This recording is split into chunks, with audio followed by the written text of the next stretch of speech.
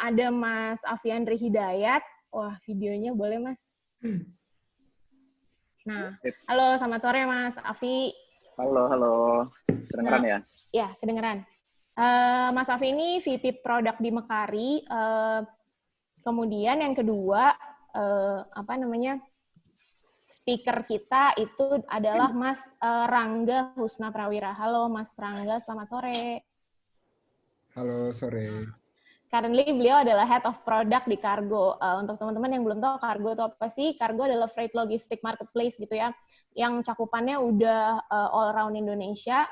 Jadi diskusi kita sore ini bakal menarik banget karena dua narasumber kita nih benar-benar experience di bidang product managers dan bagaimana sih mengelola teman-teman di dalam timnya gitu, yang mungkin pasti gede banget timnya. Nah, sebelum kita mulai sesi kita, mungkin mau perkenalan singkat sih, tak kenal maka tak sayang. Mungkin Mas Afi bisa kenalin namanya, roles-nya, terus pengen tahu as product manager nih, ada nggak sih interesting part of become product managers gitu? Bisa kasih kita simple statement nggak sih tentang itu? Oke, sure. Oke, mungkin sebelum mulai kali ya, kita perkenalan dulu. Kenalin, nama gue Afi, role gue sekarang VP Product di Mekari. Mungkin thank you banget semuanya udah join. Tadi apa pertanyaan dari Andra? Simple, interesting part of become product managers. Just simple statement aja. Simple statement, okay. Simple statement is basically ownership of the product itself. Sama mungkin kita banyak as product manager kita banyak bikin assumption and hypothesis lah ya. When that hypothesis is correct atau sesuai dengan dugaan kita, it's very very exciting.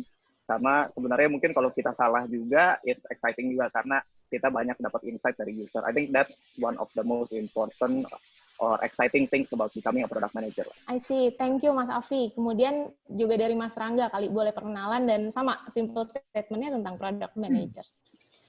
Halo semua. Halo.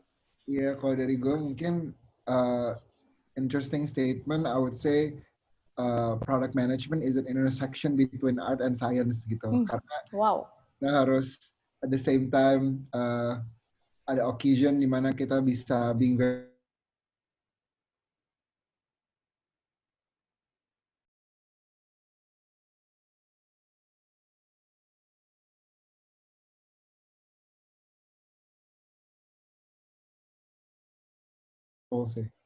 Wow, menarik.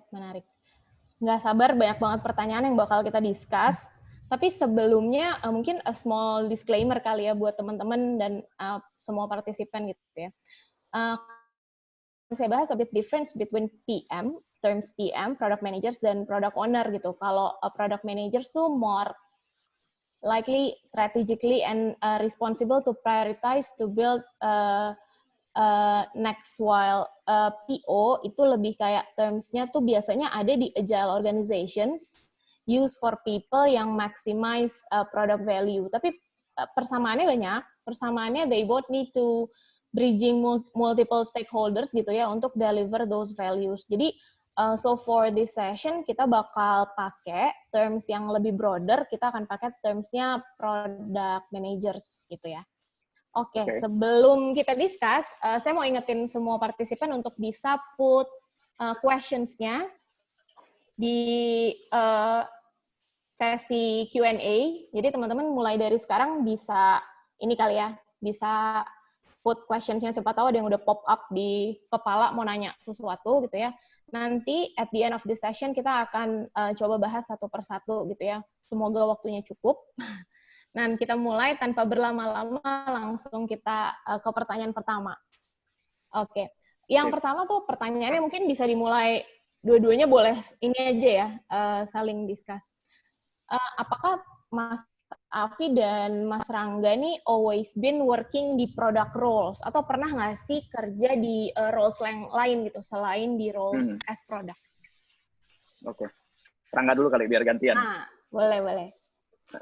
Ya, jadi kalau gue kerjanya sebenarnya lumayan unik sih. Awalnya starting in strategy, jadi exposure-nya di management consulting. Terus sama ini juga mikirnya, kayaknya gue mau kerja for a few years in consulting, nggak pernah tahu apa sih yang ada di luar sana. Tapi waktu itu dapat opportunity untuk ke-introduce sama Uber setiap tahun 2014. Terus habis itu akhirnya malah terjun ke operations. Jadi dulu ngurusin driver di Uber, terus employee number 1 di Indonesia. Jadi kerjanya yang nge-train driver, kayak acquire. Tapi karena di situ benar-benar dapat exposure sama produknya Uber, akhirnya mikir, oh kayaknya seru nih bikin startup.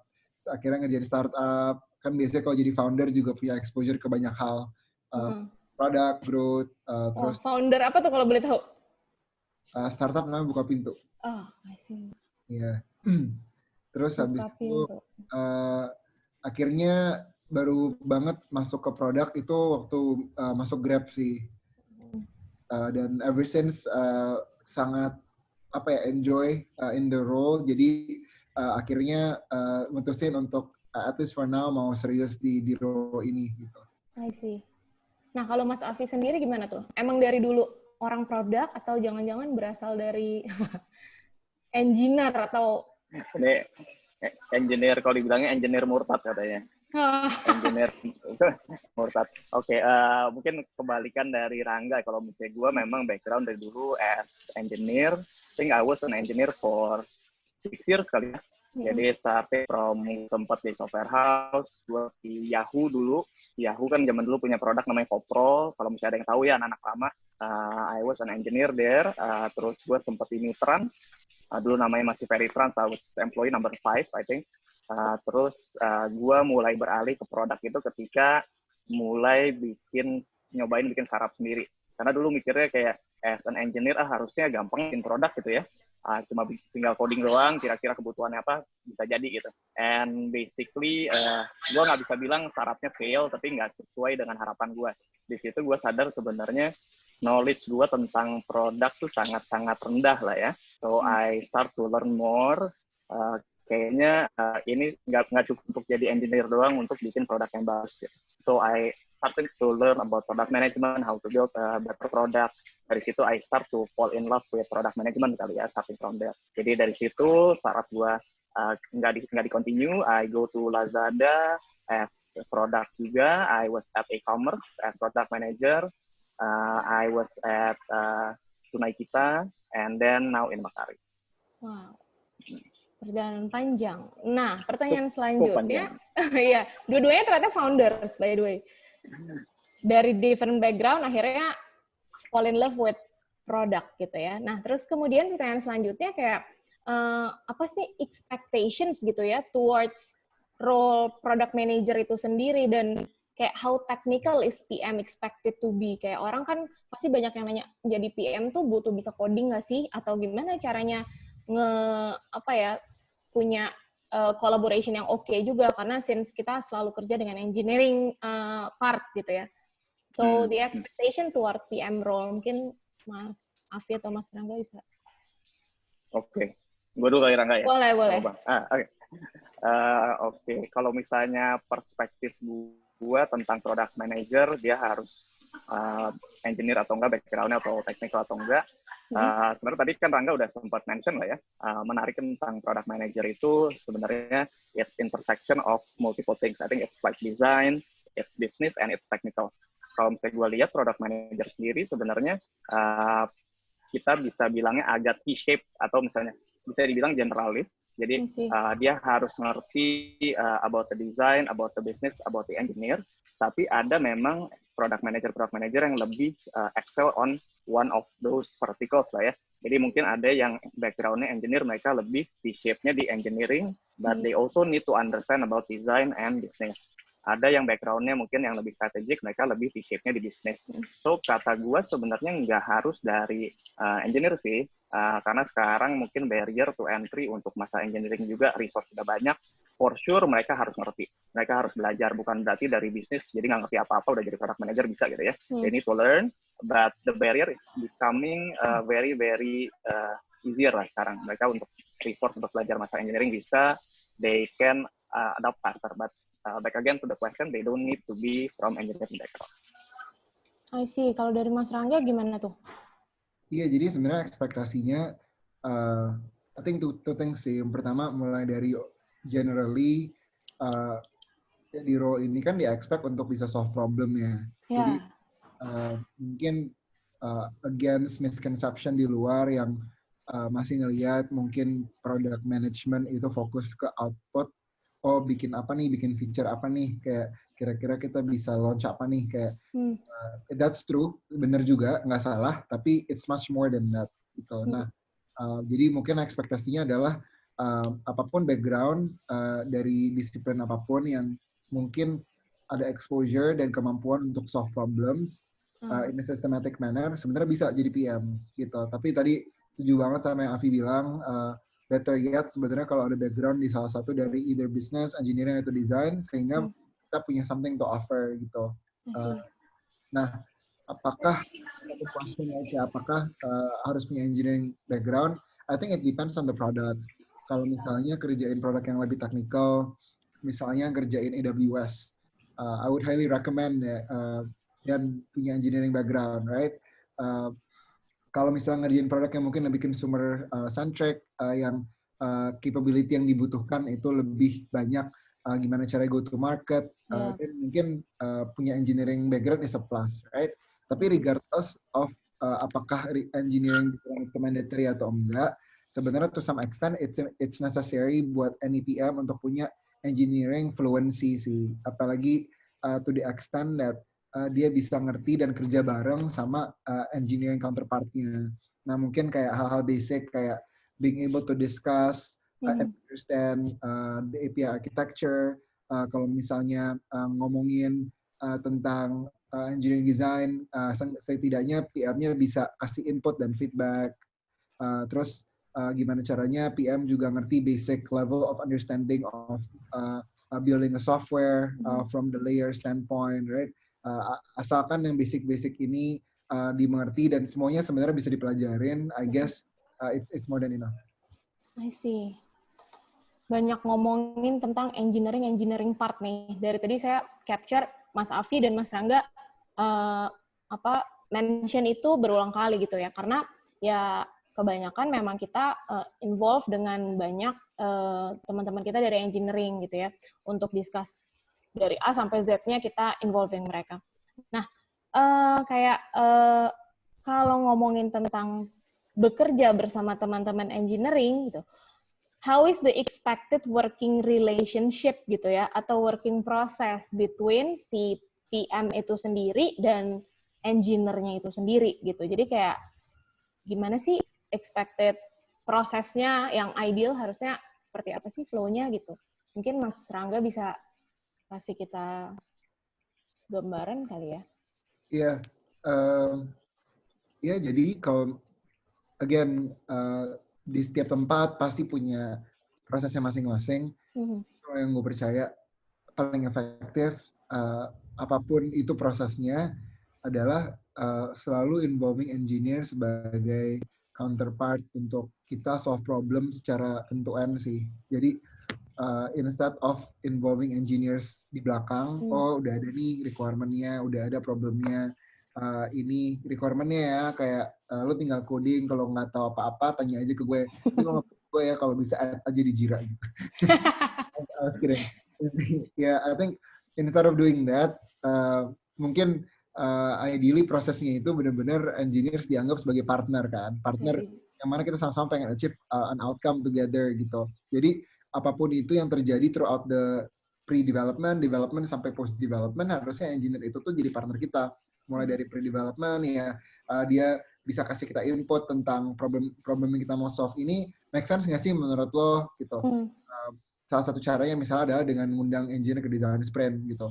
Atau misalnya ketika kita punya first draft of prototype, desainernya sebelum bahkan kayak ngetes itu ke user, bisa jadi kayak minta pendapat dari engineer gitu, do I miss anything gitu, kayak kalau lu jadi user, atau misalnya mungkin bisa dapat early input tentang feasibility-nya gitu kan.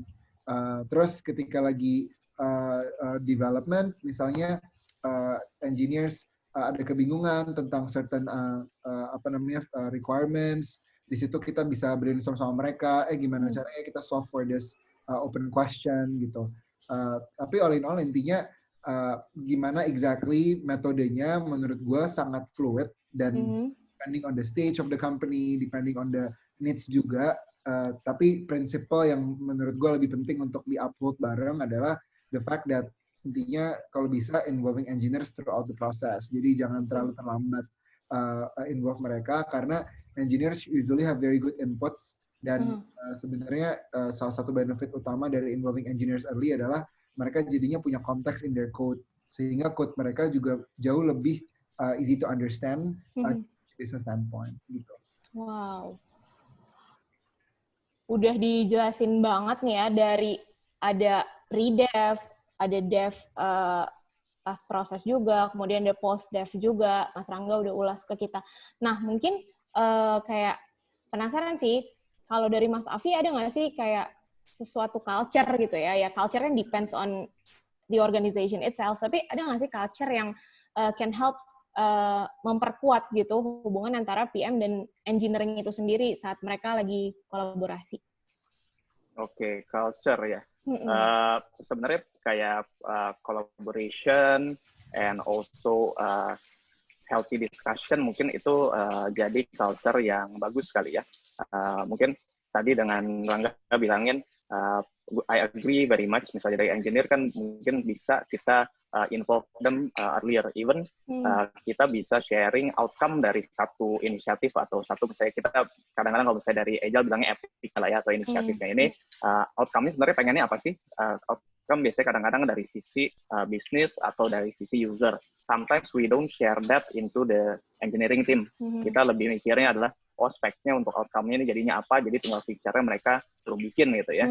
But basically dengan mereka udah dapat tadi konteks of what basically the outcome, mereka bisa ngasih insight yang lebih bagus gitu. Kadang-kadang we don't know masalah mungkin technicality, harusnya kan visibility engineer yang lebih tahu. Maybe they have a better solution for the outcome yang kita mau reach gitu ya.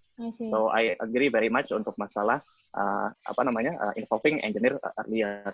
Kalau untuk culture tadi satu sisi ya, dengan kita bikin tadi engineer contribute with all of the prosesnya kita dari awal, kita pengennya ada health discussion. Jadi kata gue, kalau misalnya kita takut banget sama konflik between product and engineering, I think it's not a good culture as well. Ya, semuanya nurut-nurut aja gitu ya. Misalnya kayak, engineer, terserah deh dari produk dikasihnya apa, mereka bakal oke aja gitu ya. I think it's not very good, karena we need the challenge as well gitu ya. Jadi kalau misalnya dari produk, for sure harusnya fokusnya adalah apa yang bisa kita give value to the user, what we can give value to the company. Tapi kadang-kadang mungkin kita nggak bisa ngelihat visibility untuk kayak misalnya, ini bakal ada tech dev kah? Atau misalnya kita sebenarnya ada yang more important things to do other than that. Itu mungkin yang engineering visibility-nya lebih ada gitu ya. So, mungkin engineering bisa lebih speak up, kita bisa lebih banyak discussion untuk yang mungkin mereka kurang agree something, kita harus bisa listen in, engineering juga bisa mendengar sebenarnya goal-nya apa. So we have a healthy discussion. Sometimes conflict should be okay as long as it's don't take it personal. I think it's a very good culture to have lah. Okay. So from the answer is embrace healthy discussion lah ya. Basically itu, terus kemudian mungkin dengan caranya Mas Rangga dan Mas Afi juga itu bisa ningkatin ownership-nya engineer juga mungkin ya, karena mereka involving dari the first step of the product sampai akhirnya mereka juga harus bikin itu, make it happen gitu. Nah, setelah tadi kita bahas idealnya seperti ini, terus kemudian kita harus embrace healthy discussion, harus involving engineering part lebih sering gitu. Tapi ketika dalam proses-proses itu biasanya, apa sih big challenge-nya gitu? What big challenge between PM sama engineering working relationship? Pasti, ini part paling seru untuk dibahas. Kayak, apa sih maksudnya tantangan-tantangan terbesar yang mungkin bisa kita kaitin sama real case juga kali ya, boleh bahas gitu. Dan gimana caranya Mas Afi atau Mas Rangga sendiri bisa comes into solution, atau akhirnya bisa jalan tengahnya gimana sih, dan akhirnya works untuk kolaborasi berikutnya jadi lebih smooth lah gitu. Mungkin Mas Afi bisa mulai sih, bisa ceritain juga sih.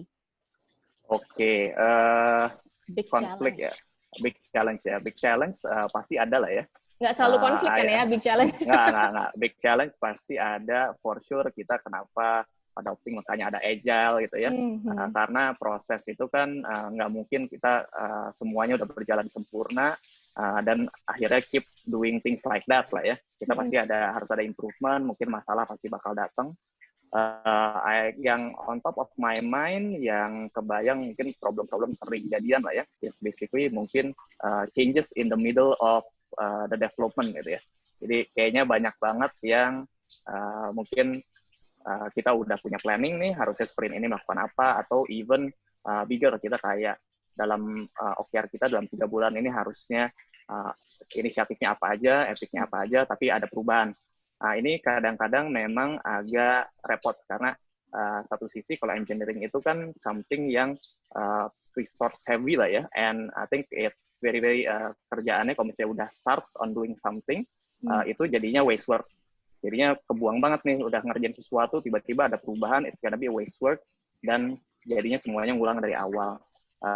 Those kind of things can happen, for sure, karena kadang-kadang business direction kan kita nggak tahu. Misalnya kayak COVID gini sekarang gitu ya, waktu kemarin pasti bisnis nggak ada yang prepare for something like this. Tapi ketika mereka mau fokus ke profitability, pasti semuanya switch jadinya semua. I think untuk satu sisi sebenarnya untuk changes di tengah-tengah something yang kita plan bisa di avoid. Jadi kita mungkin make sure bahwa yang mau kita reach adalah outcome-nya tertentu. Jadi misalnya ternyata product manager punya insight tertentu atau bisnis punya insight lebih better, selama outcome-nya nyampe mungkin kita masih bisa berubah. Dengan kita ngasih tahu engineer outcome-nya apa, harusnya mereka bisa lebih nerima kali ya. Oke, ternyata kemarin requirement-nya kayak gini, tapi mungkin berubah dengan insight baru, tapi sebenarnya outcome yang mau kita achieve sama. Tapi kalau misalnya ternyata ada perubahan gede banget, kayak yang tadi force major lah ya, I think dari sisi engineering pun harus bisa adapt. Tapi kita harus bisa ngasih justification yang jelas lah. Justification yang jelas dan planningnya kayak gimana. Yang gue kepikiran challenge banyak itu sih. Jadi banyak banget perubahan-perubahan yang kita udah planning, engineering udah ngerjain, tiba-tiba berubah gitu ya.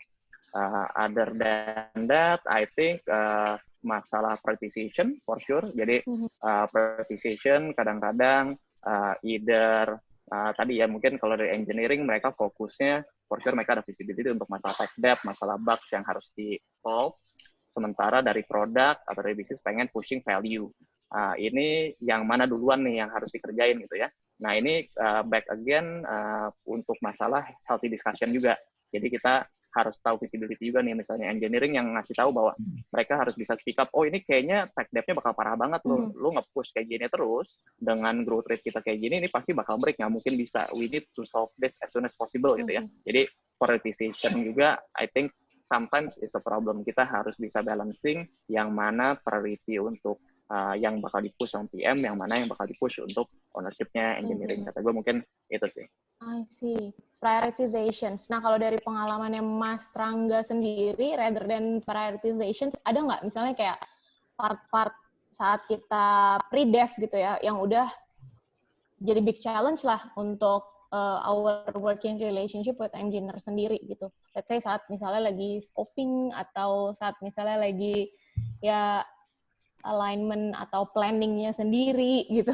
Ya, ya mungkin kalau lagi scoping atau planning itu kadang-kadang mungkin ada dua ya. Pertama dari scope clarity. Scope clarity. Terus yang kedua ya tadi yang Afi bilang masalah scope consistency atau changes. Kalau scope clarity kan sebenarnya suppose misalnya si PM-nya udah define, here is the journey, terus mereka udah align sama engineers-nya.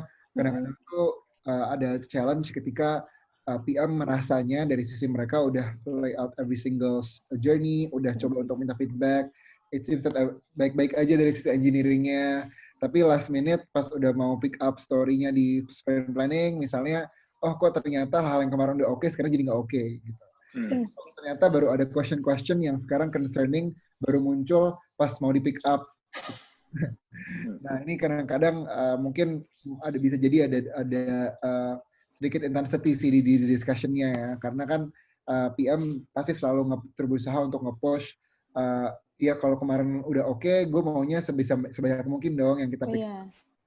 Tapi sebenarnya dari engineering mungkin ada hal-hal yang mereka mungkin tadinya belum anticipate, tapi sekarang baru kepikiran gitu.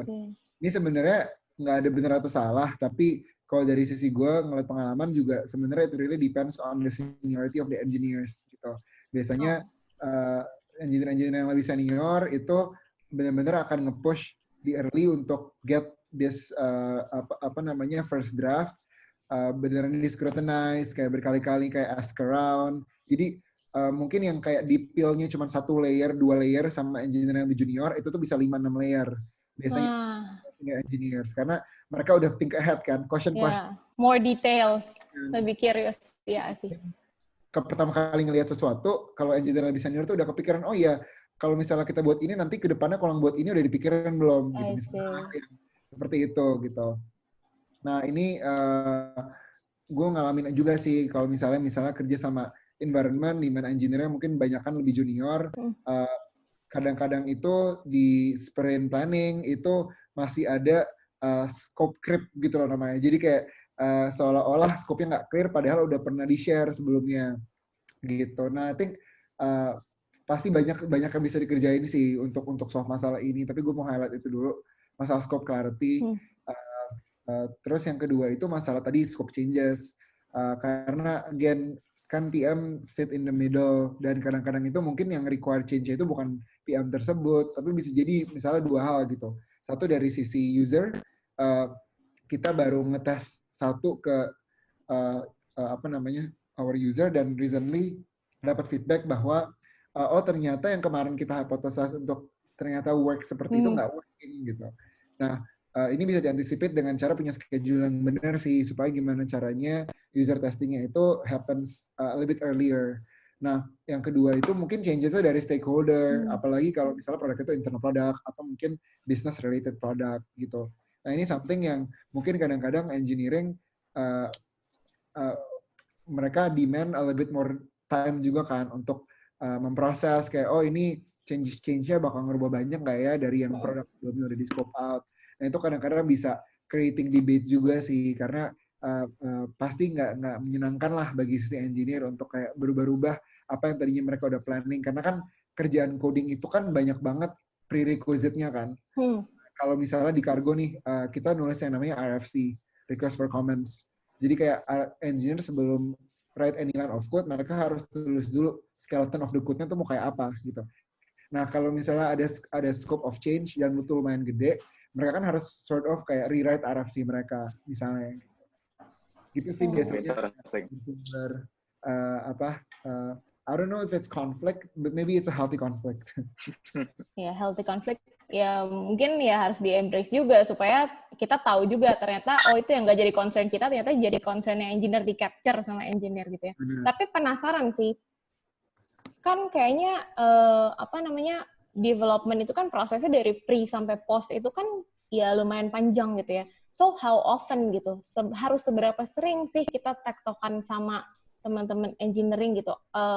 Is there any kayak necessary things kita harus, let's say, kalau kita implement Scrum gitu ya, setiap daily nih PO-nya harus available gitu. What kind of, ya kayak gitu. Seberapa sering sih gitu? Mungkin Mas Safi dan Mas Rangga bisa kasih pencerahan kali ya. Oke. Kata gue sih, tadi balik lagi, kadang-kadang tiap company culture-nya beda-beda. Even yang mereka embrace agile, kadang-kadang mereka bisa adopting-nya caranya beda-beda juga ya nggak sih? Tergantung mereka, pasti ada yang adapting lah, ada yang benar-benar mereka religiously through the agile manifesto semuanya diikutin, ada, tapi mungkin jadi nggak work gitu ya. Nah, tapi yang kata gue intinya adalah untuk PO, itu mereka always available for just-in-time clarification kali ya. Jadi yang penting kan kita misalnya ada kayak grooming lah, misalnya grooming is basically kalau misalnya memang ada requirement-nya, kira-kira mau di-discuss dulu sama engineering, basically yang mau kita reach apaan. Terus di-discuss, kira-kira kalau misalnya mereka si engineering udah tahu apa yang mau di-reach, mereka pengen dig deeper dulu, dikasih waktu gitu ya, terus mereka ada planning juga.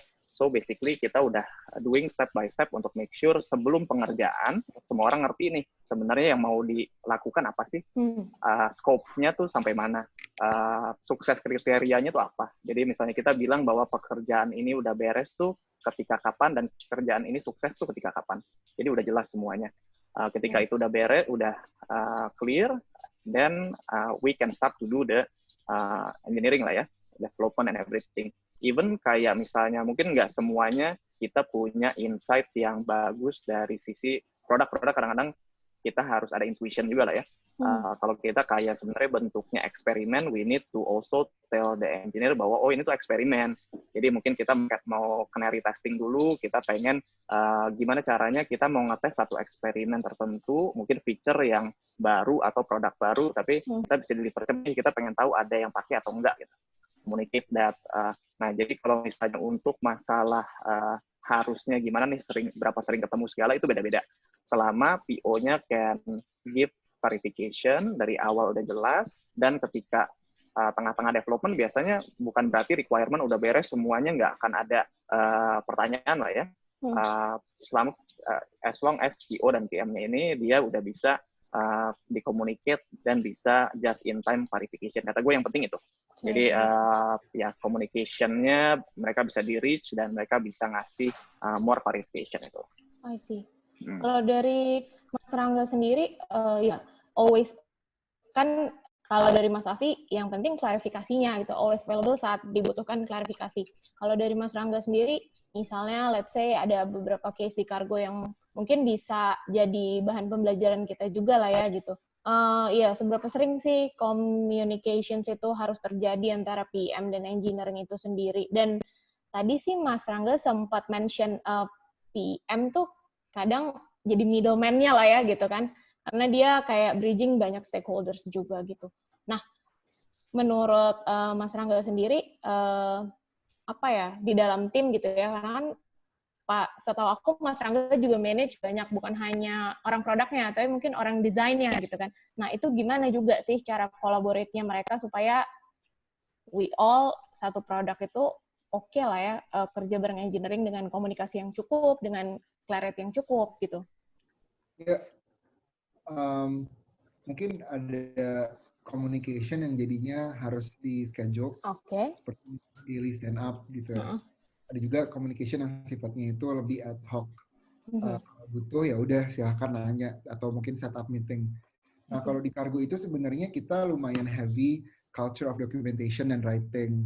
Jadi everybody writes, designer, PM, engineers, PM pun nulis mulai dari yang sifatnya itu long term vision, kayak misalnya long term vision itu kita nulis yang PRFQ, working backwards document, vision produknya mau kayak apa, sampai nulis hal yang kayak sifatnya smaller iterations, kayak oh kita mau kerjain misalnya produk X phase 1, itu juga ada planningnya, sampai kayak nanti ada product requirement document yang untuk per sprint gitu. Nah, jadi kita ngelihatnya documentation itu bukan replacement of conversation, tapi itu facilitation of conversation.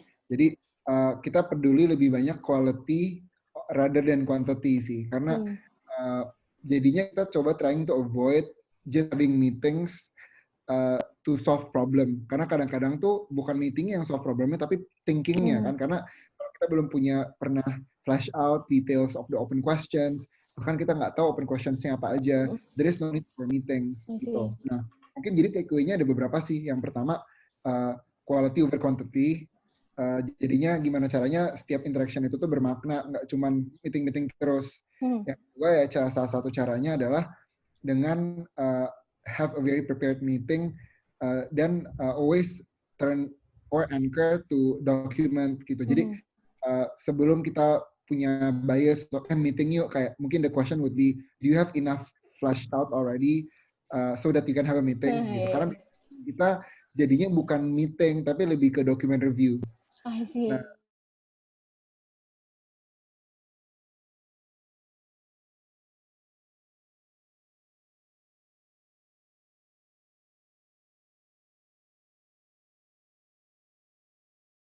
sits down, kalau kita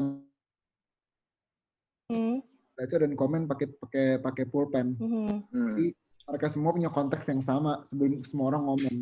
Jadi nggak ada lagi tuh kayak pertanyaan-pertanyaan kayak could you explain about this? Please open page, right?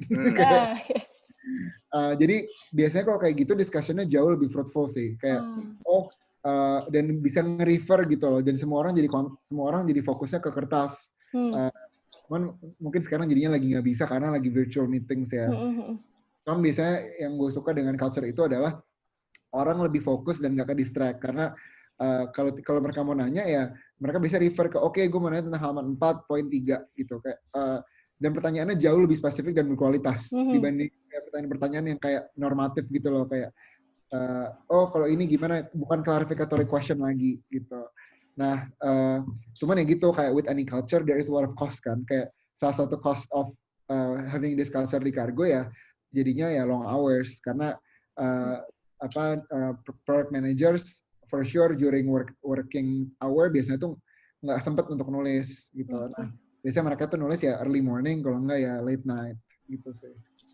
Wow, kita dapat banyak perspektif ya. Interesting point of view. Kita dapat banyak point of view nih dari Mas Afi dan dari Mas Rangga yang kasih kita documents, tools untuk communication malah kalau dari sisi Mas Afi lebih practically available when it's needed to clarifications gitu ya. Jadi teman-teman mungkin all participant di sini bisa take notes, terus kemudian ambil dan serap mana yang lebih cocok dengan organisasi teman-teman gitu ya, atau tim teman-teman sendiri gitu. Nah, setelah kita bahas tentang big challenge tadi, kita mau go through to biggest blind spot kali ya dibilangnya.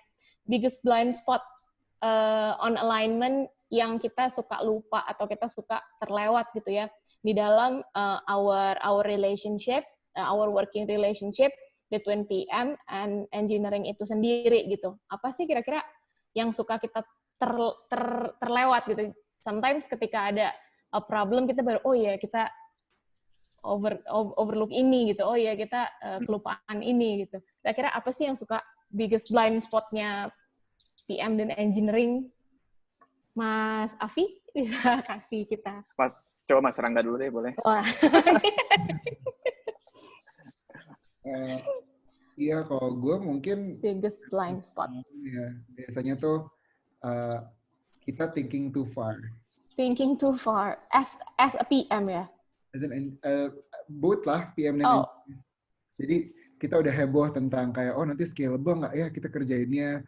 Nanti kalau kayak gini service yang ini gimana? Which are all great questions to ask. Tapi nggak semua question ini sebenarnya valid untuk ditanyakan pada setiap stage. Kayak karena ini gue sebagai PM gitu ya, gue lebih khawatir kalau first release atau second release itu orang mau pakai nggak sih daripada mikirin hal yang lebih kompleks gitu. Sehingga mungkin kita perlu sering ingetin engineer untuk panik itu bukan hanya panik-panik yang sifatnya technical, tapi juga panik sifatnya yang kayak with everything kan there is a risk ya. Kayak ada risk untuk kita kebobolan sistem kita down or anything. Tapi juga ada risk di mana kita nggak fast enough sehingga orang mungkin nggak pakai produk kita gitu. Kalau gue biasanya jadinya balancing antara dua resiko itu sih. Kayak karena kan speed biasanya kayak selalu berlawanan sama yang orang-orang bilang kayak quality to stability kan. Mungkin gimana cara kita balancing itu ke discussion kita sama engineering bahwa apalagi untuk release yang sifatnya early ya. Jadi mungkin bottom line adalah don't overthink, just do it, and dari situ mungkin problemnya dipikirin one thing at a time gitu. Nggak semua ibaratnya masalah besok pikirin besok gitu. Sip. Kalau dari Mas Afi sendiri? Oke. Kalau dari gue mungkin ada beberapa yang lumayan sama ya sama Rangga. Ya misalnya gue tangkapnya kadang-kadang beberapa blind spot kita kadang-kadang ngasih the whole responsibility to one department. Jadi misalnya, ya udah kalau untuk masalah implementasi engineering kita serahin semuanya terserah deh engineering jadinya mau gimana gitu.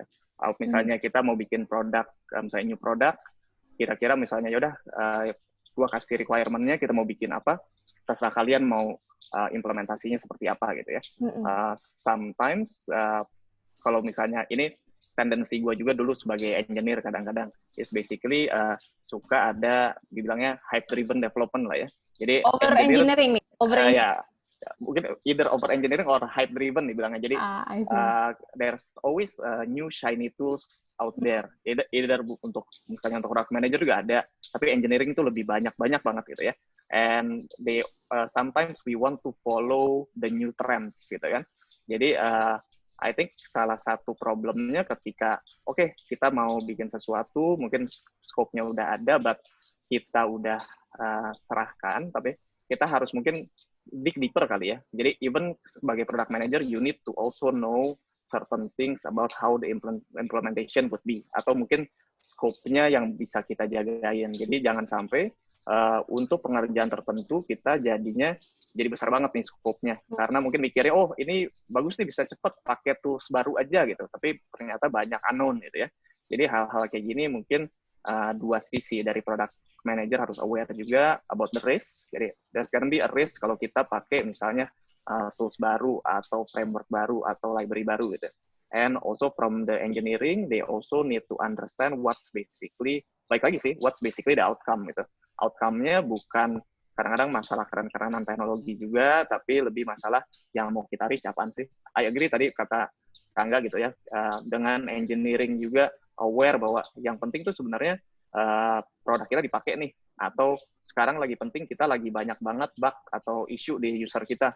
Mungkin kita jangan mikirin untuk masalah implementation scaling yang gede dulu atau apa gitu. Jadi lebih itu sih. Jadi kita bisa balancing out kira-kira dari sisi produk ngasih tahu yang lagi penting apa, dari sisi engineer juga kita bisa mikirin sebenarnya yang mau di-reach sama si company ini sebenarnya apa sih itulah. I see. Dua-duanya ngomongin tentang risk gitu ya. Nah, saat kita mau pertama kali launch that product, kita kalau dari segi product manager sendiri, pernah nggak sih kayak melibatkan engineering untuk kayak test the assumption? Let's say, kalau ketika assumption kita ini failed, plan B-nya apa nih gitu. Kira-kira kalau di phase yang itu, kita better melibatkan engineer atau malah biasanya tuh kan itu kan ajangnya teman-teman produk lah ya gitu. Gimana tuh kalau dari opininya Mas Rangga sama Mas Afi? Oke. Sebenarnya itu sih balik lagi sih karena kita sama lah misalnya kalau misalnya di Mengkari kan kita pakainya OKR juga. And basically kita set OKR-nya per quarter and it's kita punya dari tim produk berusaha untuk turunin dari company objective and we work together with engineering juga. Jadi engineering bakal dapat insight tentang outcome yang mau kita reach dalam per quarter or even kalau misalnya company ada kayak objektif untuk 1 tahun lah ya. Dari situ sebenarnya kita udah bisa bareng-bareng ngawal sih. Jadi tadi yang Andra question apa? Gue agak lupa yang terakhir ya. Kalau ya let's say saat lagi assumption, maksudnya menanyakan untuk gitu. Assumption ya, oke. Nah, jadi kalau misalnya dengan kita outcome-nya itu kita udah sama-sama aware, kita selalu bilangnya adalah what's gonna be the outcome dan kita ambilnya inisiatifnya as a hipotesis lah ya. Jadi kita bisa kasih tahu juga bahwa sebenarnya kita mau bikin inisiatif ini untuk reach certain outcome. Tapi bukan berarti ini bakal pasti sukses ya nggak sih? Bisa aja inisiatif ini fail. This is basically our best effort untuk yang kita tahu sekarang dengan kondisi sekarang untuk reach outcome itu adalah kita melakukan ini. Tapi bukan berarti cuma ini doang dan pasti ini berhasil. That can be another way to do it. Mungkin kita bisa identify di depan bahwa mungkin kalau misalnya ini gagal bisa plan B-nya apa atau plan C-nya apa. Tapi atau sebenarnya ya we try our best untuk first initiative first. If it fail then we can try another initiative gitu ya. Sebenarnya itu sih intinya. Kita tahu adalah outcome-nya juga apa yang penting. Engineering tahu bahwa yang mau kita reach outcome-nya apa. Jadi goal-nya adalah bukan completion of a project, but basically yang mau kita reach itu apa. Jadi kalau misalnya ada perubahan, ada penambahan inisiatif, penambahan epic, itu harusnya it's very common lah ya. Itu sih sebenarnya. I see. Kalau dari Mas Rangga gimana nih? Iya, ya it depends on risk apa yang mau dites ya. Kalau dari sisi produk, biasanya kan kita ngelihatnya apakah ini usability risk, apakah ini viability risk gitu. Dan cara ngetesnya juga banyak macam-macam kan. Ada yang dari usability testing untuk desain, atau enggak misalnya kita konsep and value testing kalau kita mau lihat willingness to pay gitu. Dan atau salah satu cara lain yang lebih pragmatik lagi adalah dengan launching. Kita launch first iteration gitu. Nah, kalau di Kargo biasanya sih sebisa mungkin kita selalu ada setidaknya usability testing. Nah, itu something yang at least every single user story yang ditulis di Jira itu udah harus di usability test with at least one user gitu. Nah, di situ sebenarnya kesempatan buat engineer untuk get involved, untuk berpartisipasi sih di activity tersebut gitu. Nah, biasanya kalau misalnya kita lagi nggak remote gini kan kita mengunjungi user kita. Nah, itu interestingly di engineering department kemarin head of engineering kita tuh sempat punya kayak personal OKR lah, bahwa setiap engineer itu ikutan nih harus ikut 1 per quarter gitu. Sebenarnya nggak ada jaminan juga ketika engineer ikut mereka jadinya bisa lebih gimana, tapi sepengalaman gue sih engineer yang lebih sering berpartisipasi itu can speak a lot more about the user, and biasanya mereka jadinya have higher motivation ketika talking about the problem beyond just the code ya. Karena ketika kita lagi sprint planning atau lagi stand up, chances are PM-nya itu nggak cuma ngomongin tentang kayak what is going to be developed kan, tapi kadang-kadang juga kemarin user sentimentnya gini loh, kayak feedbacknya gini, terus engineer yang mungkin kemarin participate bakal kayak chime in gitu, kayak oh iya nih, gue kemarin lihat sendiri, kayak here's the feedback, blah blah, right? Terus I guess in that sense mungkin kalau dari gue agak unik aja karena learningnya validation testing itu kan be something yang sebenarnya fun dan jadi ajang di mana engineer bisa berpartisipasi gitu. Iya. Wow. Ya actually sebenarnya mungkin Mas Afi as mantan engineer bisa koreksi. Emang sebenarnya basically developers itu seneng banget ketika tahu produknya itu dipakai. Produknya dipakai, produknya valuable dan ada good inputs lah ya dari user langsung tentang produk itu. Biasanya kan kita tahu karena PM yang create nih, PM yang punya, jadi mereka yang suatu apresiasi lah ya begitu user tuh kasih NPS bagus misalnya, tapi ternyata itu accomplishment tersendiri juga buat engineering, bener nggak ya Mas Afi? Banget sih, I think ya misalnya untuk apalagi engineering sekarang lah ya, beda banget lah. They are totally itu masalah ownership dengan produk mereka sendiri. It's very good, dan sebenarnya tadi yang dari Rangga bilangin itu dengan kita celebrating yang mereka bikin, terus kita ngasih tahu sebenarnya kalian bikin ini bagus nih, ada misalnya traction-nya bagus atau misalnya ada insight apaan dan kita di-improve, misalnya traction-nya bagus gitu ya, that's improvement. Ini bisa naikin ownership mereka sih. Ini memang beberapa engineer memang udah sangat-sangat aware, mereka udah mikirin bahwa ini produk ini gimana caranya untuk gue bantu lebih usable untuk vision dari si company sendiri dan untuk si user value-nya ada gitu. Tapi ada beberapa yang memang belum, tapi ya itu caranya adalah dengan kita bikin mereka untuk excited about the product itself. Bukan dari engineering problemnya doang, tapi product itself, karena ini kan milik kita bersama-sama lah ya. Jadinya accomplishment of the company, accomplishment of the product, and accomplishment of the engineer kita bisa celebrate bareng, itu pasti jadi relationship-nya jadi bagus. Wow. Thank you. Nah, ini pertanyaan terakhir yang mungkin kita discuss dan kayaknya saya lihat ada satu questions terkait ini gitu ya. Jadi when it comes to hiring gitu, what kind of traits yang kita lihat gitu ya for a PM untuk make sure bahwa orang ini tuh akan be able to work sebagai PM dan be able to work well with engineer gitu. Jadi kriteria apa ya yang Mas Rangga dan Mas Afi as head of product capture gitu? Mungkin bisa dikasih bocoran teman-teman kita ini. Mungkin Mas Rangga dulu kali. Boleh.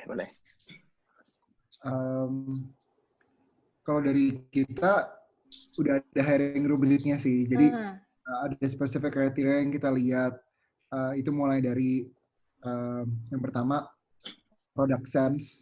Jadi kayak gimana caranya mereka ngerti tentang product discovery. Terus abis itu mereka bisa have a little bit more understanding about product design. Itu juga penting. Terus yang kedua itu dari sisi problem solving. Itu penting untuk baratnya approach any question bukan dari sisi development atau project timeline aja, tapi benar-benar kayak sebenarnya nih kita pengen achieve objektif apa sih gitu, kayak ngerti konsep OKR. I think itu hal-hal yang kita cari. Terus yang ketiga itu execution and leadership. Karena yang paling penting itu juga kalau strateginya udah bagus, udah bisa problem solving, ya gimana caranya make the ideas to reality kan. Sebenarnya yang paling susah untuk dites karena butuh pembuktian. Benar, karena kadang-kadang kan kalau strategi atau problem solving bisa dikasih case study on the spot. Orang bisa prepare, kalau orang yang mungkin lebih eloquent bakal lebih bagus kerjainnya. Tapi execution and leadership ini something yang sebenarnya akhirnya karena kita cuman bisa nge-strip down into two things. Ya pertama kan kayak planning, yang keduanya actual execution kan. Nah kalau planning ini sebenarnya kita nge-filternya dengan cara dikasih take home assignment sih. Dan take home assignment kita bisa dibilang sangat detail. Sampai ada go to marketnya segala. Jadi ini untuk nge-exemplify si candidate ini tuh sebenarnya kalau dikasih project yang besar banget, tapi nggak ada cadence-nya, bisa nggak sih mereka break down complex problem into a manageable pieces gitu. Nah tapi kemudian akhirnya the best yang kita bisa kerjain adalah ya challenge mereka on the spot, kayak kalau misalnya bagian ininya gimana gitu. Ya other than that yang benar-benar jadi evidence banget ya reference check, karena dan akhirnya reference check kita lumayan detail, udah kayak udah kayak curhat kali jatuhnya. Karena kita beneran nanyain examples of showcasing ability to, itu kan bukan something yang we can always ask behavioral question gitu, kayak if you were position or situated in a place di mana lo harus misalnya make tough choices and have to debate with your engineer what you do gitu, kayak what they say they will do sama what they actually do bisa jadi beda kan. Iya benar.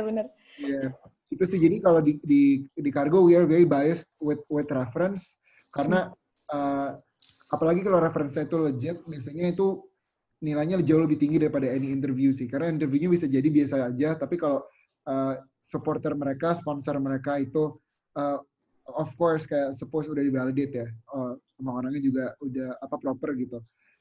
Nothing can really replace actually working together sih. Asik. Wow. Banyak yang bisa kita dapat. Nah, kalau dari Mas Afi gimana nih? When it comes to hiring, cari PM gitu. Feeling, enggak lah. Gut feeling. Waduh. So, kalau kita sih biasanya untuk hiring produk, misalnya kita role-nya memang product owner, tapi memang di Mekari sendiri produk baginya. Jadi kita tes dari dua hal itu sih. Jadi satu, on the product discovery side, they need to understand sebenarnya dapat insight dari mana sih. Basically, kalau misalnya mereka mau solving something, the way of thinking mereka kayak gimana? Mereka langsung directly to solution atau enggak? Atau mereka sebenarnya really try to understand the problem. Jadi kayak orangnya lebih inquiring, jadi lebih banyak sebelum misalnya dikasih pertanyaan, ini orang lebih banyak try to clarify dulu atau enggak sih? Apa mereka langsung jump to conclusion? Terus kira-kira untuk product discovery itu mereka prosesnya biasanya kayak gimana atau mereka pernah jalanin? Terus basically mereka ngerti juga tadi balik lagi sih kayak OKR, cara untuk aligning between OKR until the story, kira-kira kayak gimana, kita try to simulate that.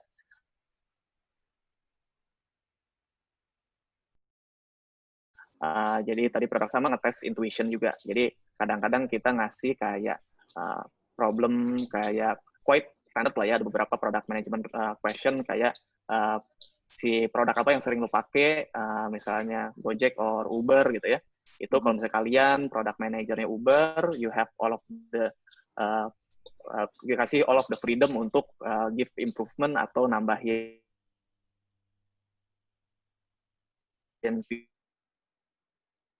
feature, kira-kira kalian terus kita dari sisi untuk communication with engineering kita nanya product development questions juga. Jadi kayak dari tadi problemnya apa, let's try to break down the epic and then the solution. Kira-kira story-nya dengan limited timeline, kira-kira si scope-nya bisa berubah, kira-kira kalian bisa breakdown nggak sih yang diperlukan apaan aja, dan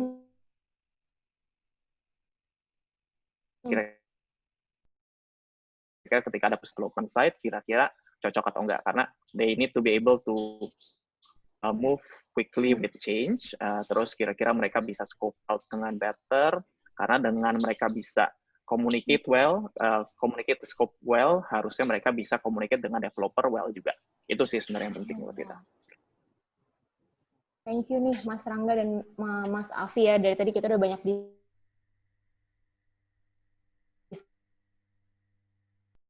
discuss banget, yang kira-kira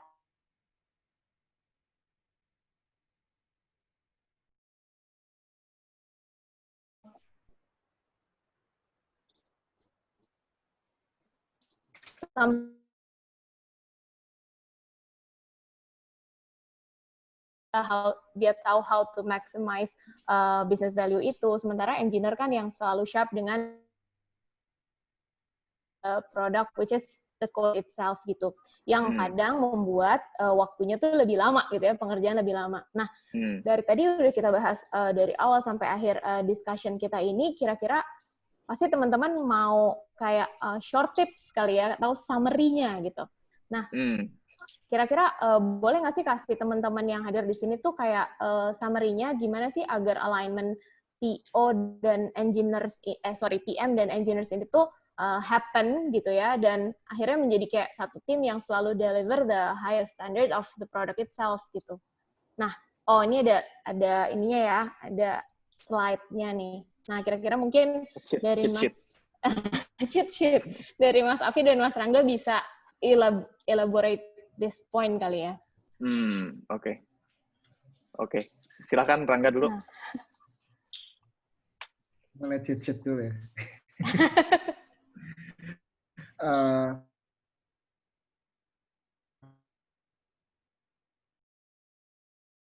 Iya sih, nomor 3 kali ya, yang get to know them personally.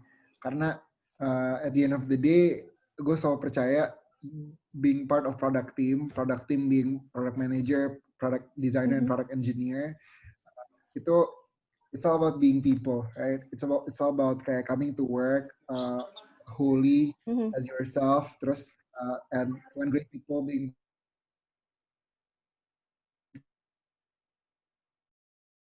put together with output and anything very important untuk kayak have a in creating great result. Gue masih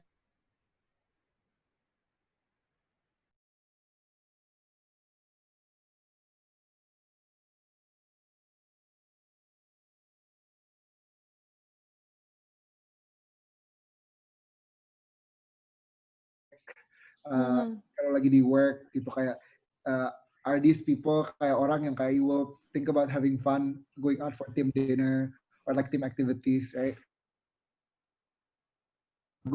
Kita kan pakai squad model ya. Yes. Jadi PM itu dedicated sama product designer dan sama beberapa engineers. So these are pretty much people yang kayak lo akan lihat sampai setiap hari gitu. Jadi you will spend a lot of time with these people. There's no chance you don't like them. Jadi lo harus beneran actually enjoy working with them dan comfortable gitu untuk think about them as part of you gitu. Karena at the end of the day gue selalu bilang sama PM gue dan PD gue bahwa kayak nggak ada gunanya engineers with your team. You sometimes ya bisa aja ada you there's conflict, tapi memang sebisa mungkin don't take it personally, ya nggak sih? But you need to get to know them personally as well, because that helps. Itu bisa bantu karena kadang-kadang untuk you give more above and beyond untuk your team, kadang-kadang karena rasa ownership-nya lah. Other than that, mungkin selain yang tadi udah dielaborate sama Rangga, pentingnya lah ya untuk know them personally. I think the other important thing is celebrate success together. Jadi kita harus bisa celebrate all of the things yang kita udah bisa reach nih, misalnya celebrate on engineering accomplishment mereka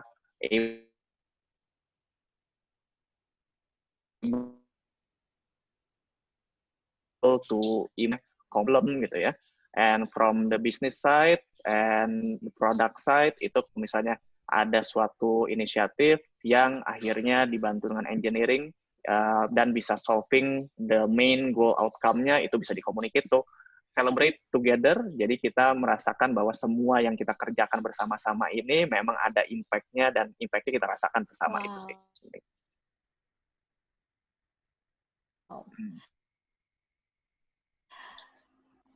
Poin 1 sampai 5 summary-nya ini ya, kayak yang pertama the PM harus involve engineers early and often. Yang kedua, engage the team, engage them with problem solving beyond just cuma feature building. Make sure engineer tahu about the expect outcome, bukan hanya expected output-nya apa. Yang ketiga yang udah Mas Rangga tadi bahas, get to know them personally, karena basically mungkin temuin, so kita harus punya ya enjoy atmosphere untuk bekerja bareng teman-teman engineering juga. Yang keempat, celebrate success together. That's what the point that Mas Afi highlight juga, jadi supaya ningkatin ownership juga dari both PM and engineers-nya.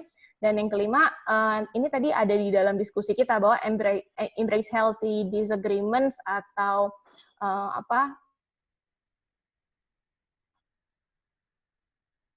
kalau ada debate, as long as it's best for users and company. Thank you Mas Afi and Mas Rangga for this thoughtful sharing. Nah, kita akan lanjut nih, udah banyak banget pertanyaan yang masuk.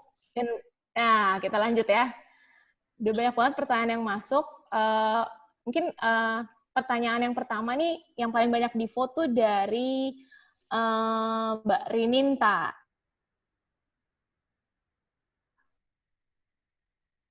Nah, dari Mbak Ria nih, dari bagian yang lain, mungkin ke bagian produk.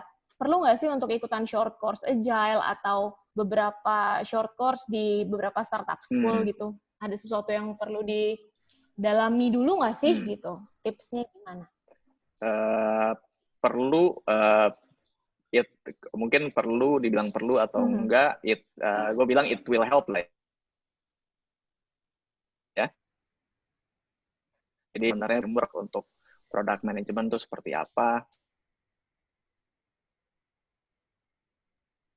Harus spesifik di short course sih. Jadi memang sebenarnya resource tuh banyak banget. Baca buku, either baca artikel, there's a lot of product management resources. Apalagi within the last 5 years lah ya. Within the last 5 years, I think it's a role yang lagi naik banget. There's a lot of improvement proses di sisi product management, so mungkin membantu short course, tapi bisa ngambil banyak resource lah. Jadi nggak harus spesifik di ngambil course untuk bisa ngambil product manager.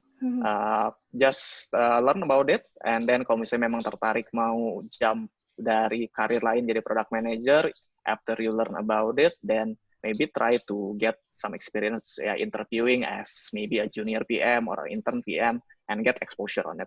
Kata gue itu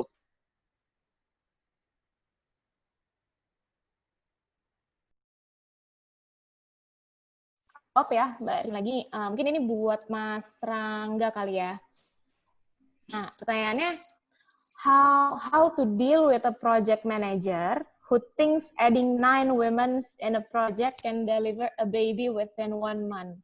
Sometimes I met quite stubborn and non-tech savvy project managers, and they most impossible to deliver. How to talk to them properly and professionally to solve that kind of problem. Mas Rangga, silakan. Project manager berarti ya? Mungkin yang nanya project manager kali ya. Oke. Mungkin dari point of view-nya product manager mungkin bisa juga kali ya dikasih. Iya. Ulasan. Salman mode to basic. Itu nggak mungkin kadang-kadang menambahkan engineering tidak membantu. Kayaknya kadang-kadang kalau it's all about mindset juga kan. Jadi, kita kayaknya agak susah kalau mau merubah mindset someone karena mereka udah punya datang dengan preconceived notion. Jadi gue lebih yang praktikal aja sih. Ya ajak aja duduk bareng. Tapi mungkin biar kita nggak dikira apa ya double gitu kayak nggak nyambung ngomongnya. Duduknya jangan sendiri gitu, tapi bareng juga sama engineering lead-nya, sehingga ada perspektif yang bisa dikasih sih. Karena kalau dari sisi produk kan sebenarnya itu bukan apa ya tanggung jawab utamanya bukan itu gitu, bukan delivery itu kerjaan dia justru kan. Jadi kita bisa kasih advice,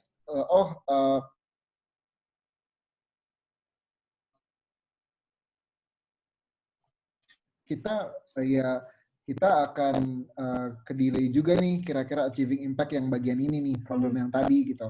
Kita bisa kasih advice dari sisi itu sih, tapi kalau resource management antara apalagi engineering resource management itu sebenarnya orang yang paling tepat untuk menghandle itu bukan product manager menurut gue ya, tapi itu adalah ya si project manager tadi dan juga si engineering lead-nya. PM cuma bisa kasih input sih. Dan mungkin the best thing we can do is have them sit down with the engineering lead sih. Thank you, Mas Rangga. Nah, next questions, semoga menjawab tadi Mas atau Mbak yang tadi bertanya. Next questions mungkin dari Mas Miswanto. Bagaimana memaksimalkan resource yang ada berdasarkan prioritize dalam project? Jadi, ini kayak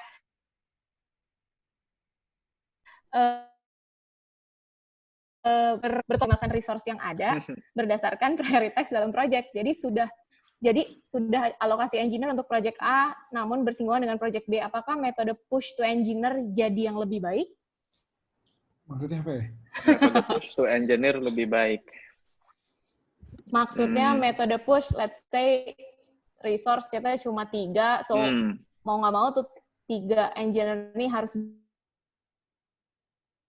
bisa mengerjakan project ini. Ya, Mas Afi mungkin bisa bantu. Tergantung engineer-nya juga seperti apa ya. Kadang-kadang susah juga untuk harus tahu mungkin konteksnya dulu kayak gimana. Apa memang mungkin scope-nya kah memang terlalu besar kah, atau memang sebenarnya there's a gap on the knowledge of the engineer. Nggak tahu ya, mungkin ini mungkin konteksnya agak susah juga untuk dijawab karena nggak tahu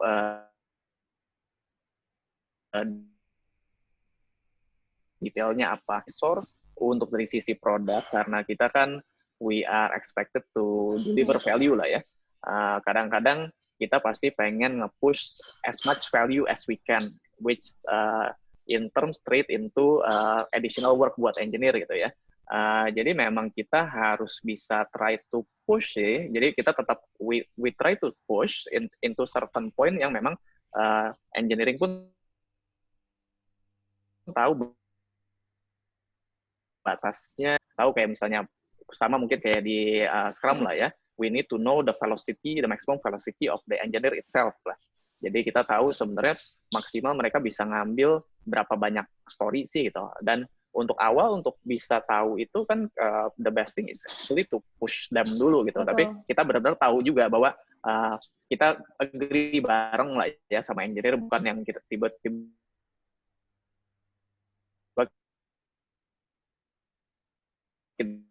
tapi kita bisa nggak sih sebenarnya kita complete itu. Jadi dengan understanding yang bareng sama engineer-nya untuk kita tahu dulu untuk capacity. Mungkin gue bisa jawabnya itu sih, karena konteksnya mungkin masih kurang jelas. Actually, Mas Miswantonya kasih ini, konteksnya project B konteksnya bersinggungan dan berkaitan Mas Afi. Oke, got it.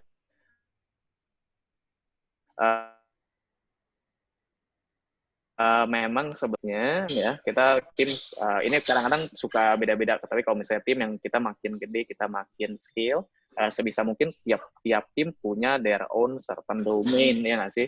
Karena dengan kita bikin mereka lebih independent, they have their own goal. Mungkin tadi misalnya dari Mas Rangga mention about squad lah ya. Dengan squad ini kan sebenarnya udah very independent set of people dalam satu tim dengan outcome atau goal. Memang domainnya kalau bisa jangan sampai terlalu banyak bersinggungan di harus agak bisa dipisah lah ya. Tapi I know pasti kalau misalnya kita mungkin di platform yang gede pasti ada aja persinggungan. Nah, tapi ini mungkin bisa dibikin communication between inter team sih. Jadi sebenarnya yang bakal own yang ini tuh siapa, dan kadang-kadang kalau misalnya in an agile environment kita kan sama banyak apa, kadang-kadang kan masalah turf aja misalnya, oh ini mah bagiannya dia, ini bagiannya dia, gua nggak mau gitu ya. Tapi let's try to help each other gitu. Kita pengen reach something together. Kalau misalnya oh ternyata ini agak bersinggungan nih, tapi sebenarnya mereka yang ngerjain, tapi mereka mungkin resource-nya lagi kurang, belum bisa di-split gitu ya responsibility-nya. Let's try to take it lah gitu. Jadi bisa untuk membuat timnya get a better ownership bahwa yang kita mau capai bersama-sama itu apa. Dengan kayak gitu mungkin communication between inter team dan mungkin ambil more responsibility than you are expected. Hopefully. Thank you Mas Afi. Oh, one quick questions buat Mas Afi mungkin nih. Dari software engineer ada 2 pertanyaan yang rada mirip. Dari software engineer menjadi product manager, apa saja yang bisa dipelajari awal-awal pas terjun jadi PM? Macem-macem sih.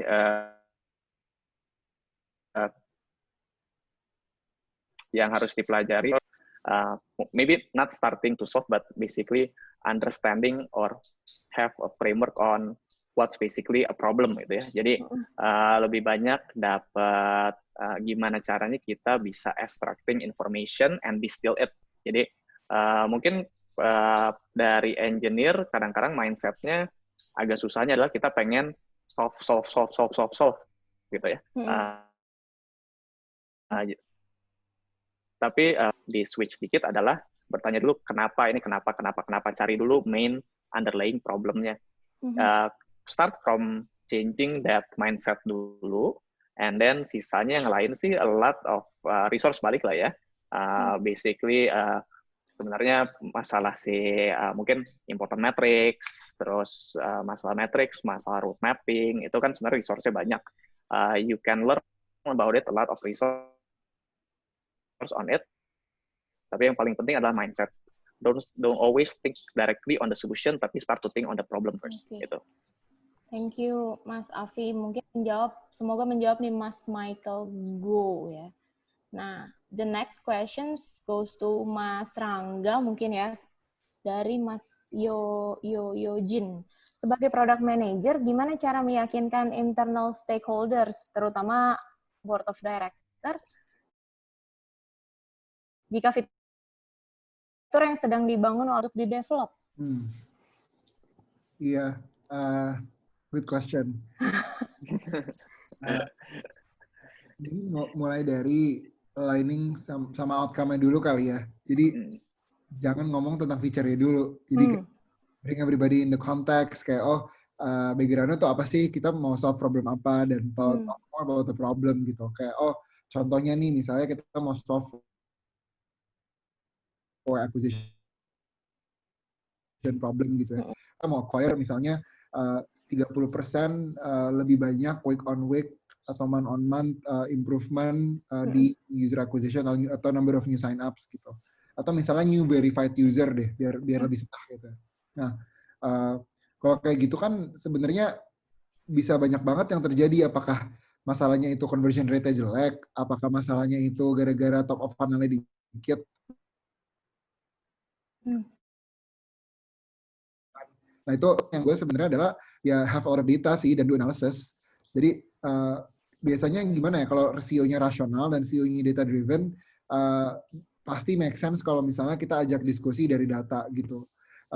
Kalau dari situ kita udah punya hipotesis, oh kelihatan nih misalnya ada dua. Yang pertama, drop off-nya itu terjadi ketika pertama kali mereka itu download app, tapi mereka nggak semuanya sign up, sama ada yang sign up tapi verification. Nah, itu nanti mungkin bisa diprioritas di situ. Kayak, oh problem mana nih mau kita solve duluan. Kita mau solve masalah making it easy to upload for verification, document verification, atau making it clear in terms of first time registration. Yang mana dulu nih yang mau di-solve gitu kan. Nah, punya konteks ini aja tuh udah jauh lebih ahead sih sebagai PM ketika kita mau convincing BOD. Jadi BOD-nya itu align dulu kayak, oh kita tuh solve problem ini ya.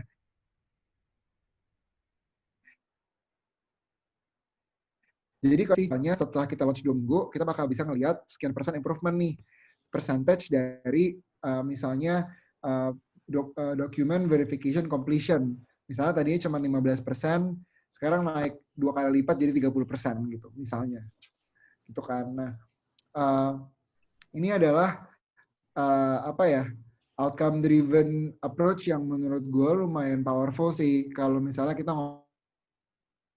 ngobrol apalagi sama itu kita ngingetin mereka lagi sama goalnya dan what they do about, karena kan this BOD don't really care about the nitty-gritty kayak button atau kayak feature gitu kan.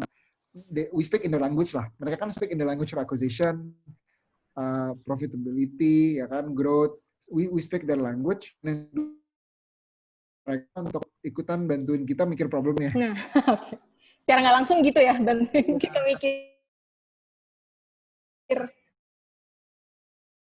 Karena jadinya gitu sih. Itu biasanya yang gue kerjain, dan jujur memang nggak gampang, apalagi kalau culture company-nya itu lebih ke output driven dan kayak, oh kerjaan pikir ini ya kapan bisa jadi gitu. Kayak kan kadang-kadang ada yang kayak gitu. Nah, ya like it or not, itu juga your job sih untuk akhirnya change the way that you work dengan cara yang subtle kayak tadi. Kalau udah dikasih angle kayak, oh problemnya nih seperti ini, dan by the way selalu kasih caveat juga, expecting hasilnya seperti ini, tapi kalau kita kerjain ini ya there is always a risk, right? Gitu sih. Jadi kayak launching to learn, not launching because we know it's going to work gitu. Wow, jawabannya menarik. Semoga menjawab Mas Yojin Aji nih. Thank you, Mas Rangga. Nah, next question juga kayaknya sih goes to Mas Rangga nih. Coming from a non-tech background, boleh kasih contoh kasus nggak Mas? Gimana most non-tech PMs itu adalah technical counterpart-nya? Nggak ada, biasanya nggak ada technical counterpart. Depending on the company ya. Tapi kayaknya jarang banget ada tech PM, ada non-tech PM, terus duduk bareng gitu ya. Biasanya ya udah kalau lu nggak technical, tapi lu harus solve technical problem, ya good luck. Right? By the way, gue pernah ada di posisi itu. Case tadinya. Iya, boleh aja sih. Ya, ini biar ada konteks saya. Waktu itu gue ngerjain acquisition-nya OVO sama Grab. Jadi waktu itu gue harus nge-launch produk QR code. Dan QR code itu damn technical, right? Kayak harus mikirin, dan itu kompleks banget karena itu payment infrastructure. Terus by the way not only gue nggak technical, tapi payment technical tuh beda lagi, relation, network segala macam.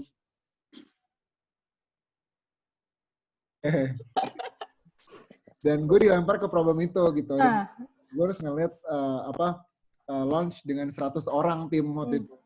Jadi ya ibaratnya satu-satunya tips yang gue bisa kasih adalah fake it till you make it. True. Gue beneran tiap hari gue call sama program manager gue, sama engineer gue, minta ajarin. Bahkan ada beberapa, pas gue masuk itu tuh ada beberapa nama microservice yang gue kayak, itu apa sih? Jadi emang gak ada shortcutnya sih. Pasti pas awal-awal pontang-panting, cuman kalau lu work hard kayak beneran kayak block time sama engineer lu untuk kayak walk through the journey, kayak gue sampai at one point yang kayak gue akhirnya belajar sendiri gambar sequence diagram, Habis itu karena benar gitu. Tapi ya di mana-mana work hard always pays off lah. Kalau misalnya lu put hours into it dan lu memang niat untuk learn the technical aspect, asalkan lu ketemu dengan orang yang tepat, pasti bisa kok. I see. Thank you, Mas Rangga. Nah, semoga menjawab ya, Mas Rizky. Nah, mungkin pertanyaan, ya 2 pertanyaan terakhir kali ya. Mungkin pertanyaan bisa Afi atau Mas Rangga bisa jawab satu-satu aja. Actualnya day to day yang dilakukan PM itu seperti apa sih? Kira-kira jawabannya seperti apa? I know yang nanya nih bukan dari background tech, bukan dari background PM.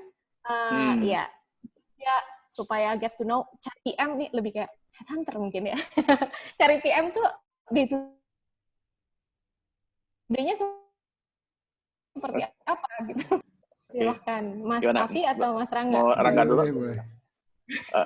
Oke. Day to day ya. Day to day sih sebenarnya pasti satu, kita kan harus ini untuk PM with the team lah ya. Itu kan kita harus maintain the backlog, what's basically gonna be done by the engineering team. Nah, ini untuk maintaining backlog ini juga kan, you need to have a set of ini harus share. Nah, ini where do you get this backlog? You need to have insights ya nggak sih? Insight-nya dari mana? Bisa macam-macam. Bisa you get the insight from the customer if it's like trying to solve a customer problem. If it's actually you get the insight from internal stakeholder or from BOD, from C-levels gitu ya. Jadi banyak yang dilakukan day to day dari product manager adalah banyak ngobrol sih, banyak nanya, banyak satu mungkin the qualitative in juga result, which is trying to compile data, kita try to make sense sebenarnya dari yang kita lakukan kemarin, eksperimen kemarin atau hipotesis kemarin, sebenarnya what actually move the data sih, atau kira-kira sebenarnya ada sesuatu yang interesting nggak sih dengan current data kita, apa yang kita bisa tarik, ekstrak menjadi sesuatu yang kita bisa lakukan gitu ya. So a lot of the day-to-day work adalah gathering insight, kira-kira wax lah. Selain itu sebenarnya mungkin ya ada yang bisa lebih untuk product development-nya bisa yang mereka starting to break down the requirement, ada produk bikin TRD gitu ya, bikin TRD-nya, terus communicate that with the engineering team, terus following seeing the result, sampai monitoring ketika itu rilis, dan measure lagi what's the basically sukses kriteria yang udah di set inquiry, starting dengan cari problemnya apa, try to find the proposed solution-nya sampai end journey-nya ketika si inisiatif ini dirilis, dan lu monitor and then you iterate back. Jadi sebenarnya hopefully menjawab lah ya, tapi itu yang dilakukan oleh kata gue untuk product manager dari sisi gue. I see. Thank you Mas Afi.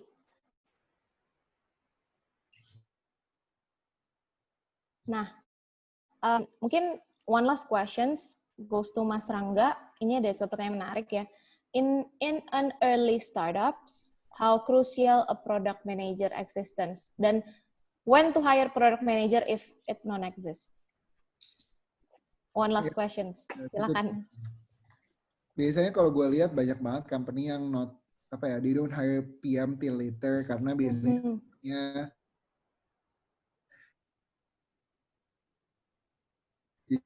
di PM gue, I'm very lucky karena gue waktu itu employee number 8, jadi gue di hire pas masih early banget, dan gue jadinya punya benefit untuk shape the organization culture and process dari awal gitu, karena pengalaman gue starting something fresh itu jauh lebih gampang dibandingin kayak disrupting existing culture, apalagi kalau udah ada orang-orang yang jauh lebih senior.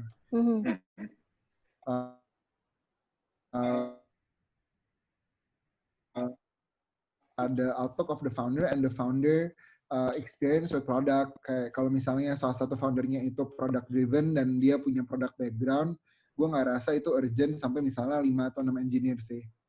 Gitu misalnya ya. Tapi kalau misalnya foundernya itu mungkin lebih business heavy dan juga lebih ke tech heavy, tapi dan memang mereka punya vision untuk bring on board someone yang punya product vision yang dia untuk bring se-early mungkin gitu. Tapi ya gitu, kayak challenge-nya adalah harus cari orang yang hybrid, karena waktu pas awal kan gue masih nge-PM misalnya. Gue masih nulis spec, gue masih stand up, gue masih hypothesis sendiri. Waktu itu belum ada desainer, gue masih sendiri, kalau video. Terus